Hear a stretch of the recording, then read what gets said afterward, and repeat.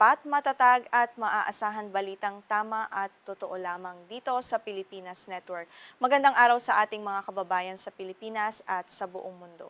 Huwag kalimutang pusuan ang video, sumubaybay at pindutin ang batingaw upang lagi kayong updated sa balita. Simulan na natin.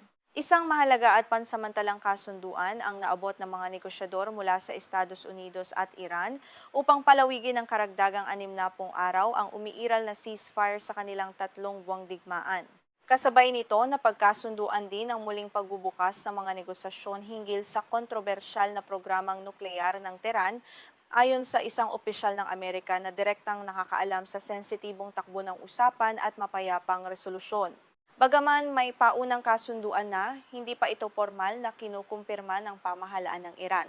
Sa panig naman ng Washington, inihayag ni Vice Presidente J.D. Vance na bagamat positibo ang takbo ng negosasyon, hindi pa rin tiyak kung lalagdaan at aaprubahan ito ni Pangulong Donald Trump. Ayon kay Vance, mahirap pang sabihin sa ngayon kung kailan o kung magpapasya nga ba ang Pangulo na tuluyang pirmahan ang naturang kasunduan sa darating na linggo. Ipinaliwanag pa ni Vice Presidente Vance na kasalukuyan pa ring nagpapalitan ng kuro-kuro ang dalawang bansa hinggil sa ilang partikular na probisyon at terminolohiya sa dokumento. Ang mga diplomatikong talakayan ay patuloy na gumagalaw habang sinusuri ng magkabilang panig ang bawat salita upang matiyak na walang magiging kalituhan o butas kapag ipinatupad na ang pinal na bersyon ng Memorandum of Understanding para sa pinal na kasunduan. Ang pag-usbong ng kasunduang ito ay nagaganap sa gitna ng lubhang mabuway na tigil putukan na tila nanganganib na muling masira.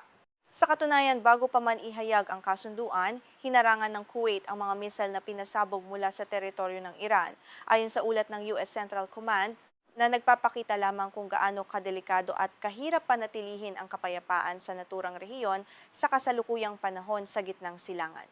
Sa ilalim ng iminumungkahing kasunduan, malinaw na ipagbabawal sa Iran ang pagpataw ng anumang bayarin o toll sa mga barkong dumadaan sa Strait of Hormuz. Bukod dito, obligado rin ang Tehran na tanggalin ang lahat ng mga itinanim nitong underwater mines sa mahalagang rutang pandagat na ito sa loob ng 30 araw, isang hakbang na layong ibalik ang ligtas at malayang nabigasyon para sa mga komersyal na barko sa lalong madaling panahon.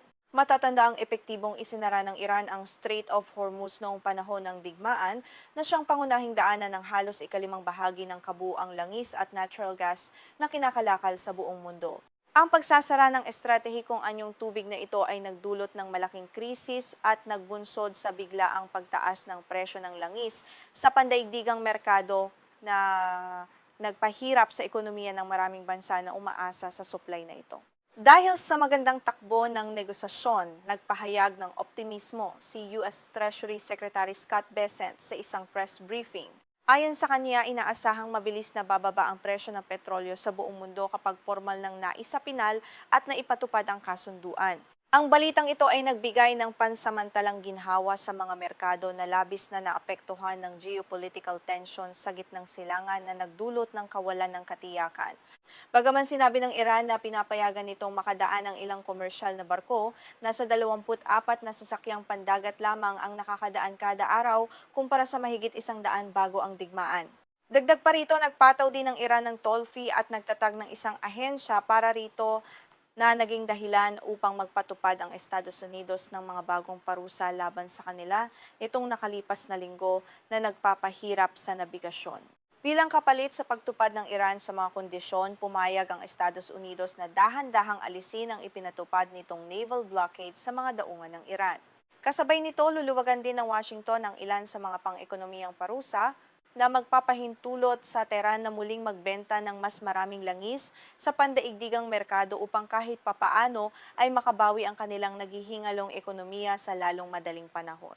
Gayunpaman, sa kabila ng mga ulat ng posibleng kasunduan, nagpatupad pa rin ang US Treasury Department ng karagdagang mga parusa laban sa sangay ng militar ng Iran na namamahala sa pagbebenta ng langis. Ang hakbang na ito ay nagpapakita na hindi pa rin tinatantanan ng Administrasyong Trump ang kanilang kampanya ng matinding pang-ekonomiyang panggigipit upang mapilitan ang Tehran na sumunod sa mga kondisyon sa ilalim ng umiiral na pressure. Isa sa mga pinakamalaking hamon na dapat harapin sa loob ng 60 araw na tigil putukan ay ang usapin hinggil sa highly enriched uranium ng Iran.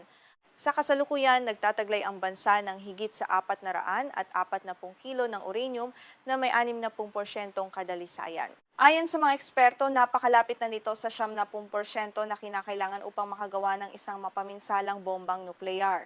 Inihayag ni Vice Presidente Vance na sinusubukan ng mga negosyador na maglatag ng pangkalahatang tuntunin hinggil sa stockpile ng uranium sa pansamantalang kasunduan, habang ang mga detalye ay hihimayin sa mga susunod na pag-uusap. Binigyang diin niya na ang patuloy na diskusyon ay nakasentro sa mga isyu ng nuclear materials, partikular na ang highly enriched stockpile at ang limitasyon sa kakayahan ng Iran na mag-enrich. Sa ngayon, wala pang pampublikong pangako ang Iran na isusuko nito ang kanilang imbakan ng uranium. Pinaniniwalaang ang mga nuclear site na naglalaman nito ay nakatago ng malalim sa ilalim ng lupa sa 3 magkakaibang lokasyon. Ang mga pasilidad na ito ay una nang nakaranas ng matinding pinsala mula sa mga nakaraang airstrike ng Estados Unidos, ngunit nananatili pa ring aktibo ang kanilang mga kagamitan ayon sa mga pinakahuling ulat ng paniktik. Iminungkahi ng ilang eksperto na maaaring tanggapin ng Iran ang China o Russia bilang ikatlong partido na pansamantalang mag-iingat sa their enriched uranium dahil sa malapit na relasyon ng Tehran sa dalawang bansa. Subalit tahasang sinabi ni Pangulong Trump na hindi siya komportable sa ganitong pamamaraan na nagpapakita ng malalim na kawalan ng tiwala ng Washington sa mga kaalyadong bansa ng Iran. Bagaman layunin ng Amerika na tuluyang pigilan ang Iran sa pagkakaroon ng sandatang nuklear, inilarawan ni Vance ang mga tagumpay ng digmaan sa mas simpleng paraan. Sinabi niya na nasa posisyon na sila ngayon kung saan maaari nilang mapabagal ng husto ang programang nuklear ng Iran, hindi lamang sa termino ng kasalukuyang Pangulo kundi sa pangmatagalang panahon na itinuturing niyang isang malaking tagumpay. Habang nagpapatuloy ang negosasyon, iginigiit naman ng Iran na dapat kasama sa anumang kasunduan ang paghinto ng operasyong militar ng Israel sa Lebanon laban sa Hezbollah. Subalit lalo pang tumitindi ang tensyon matapos magsagawa ang Israel ng mga panibagong airstrike sa timog na bahagi ng Beirut at sa lungsod ng Tyre na nagresulta sa pagkamatay ng hindi bababa sa 14 na katao sa buong bansa. Samantala, inanunsyo naman ng Kuwait na matagumpay na naharang ng kanilang air defense system sa mga papasok na missile at drone kamakailan. Kinondena ng Kuwaiti Foreign Ministry ang Iran sa tinawag nitong lantarang agresyon, habang tinawag naman ito ng US Central Command na isang seryosong paglabag sa umiiral na ceasefire, lalo pat ang Kuwait is isa sa pinakamahalagang kaalyado ng Amerika sa rehiyon.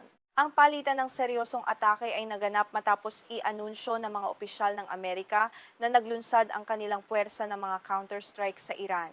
Binaril ng US forces ang 4 na attack drone na nagbabanta sa Strait of Hormuz at winasak ang isang ground control station sa Bandar Abbas na nakahanda sanang maglunsad pa ng karagdagang drone upang umatake sa mga komersyal na barko at pasilidad ng koalisyon sa rehiyon. Kinumpirma naman ng Revolutionary Guard ng Iran ang pag-atake sa Bandar Abbas at sinabing naglunsad din sila ng ganting salakay sa airbase na pinagmulan ng mga strike ng Amerika. Bagaman magulo ang sitwasyon, sinabi ni Vance na normal lamang na maging komplikado ang mga ceasefire sa simula, ngunit nananatili pa ring epektibo ang pangkalahatang kasunduan upang maiwasan ang tuluyang pagsiklab ng malawakang digmaan.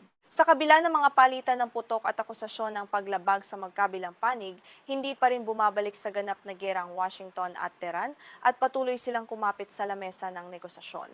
Ang susunod na 60 araw ang magiging pinaka-critical na yugto upang makita kung magtatagumpay ba ang diplomasya o muling sasabog ang karahasan sa isa sa pinakamainit at pinaka-estratehikong rehiyon sa buong mundo.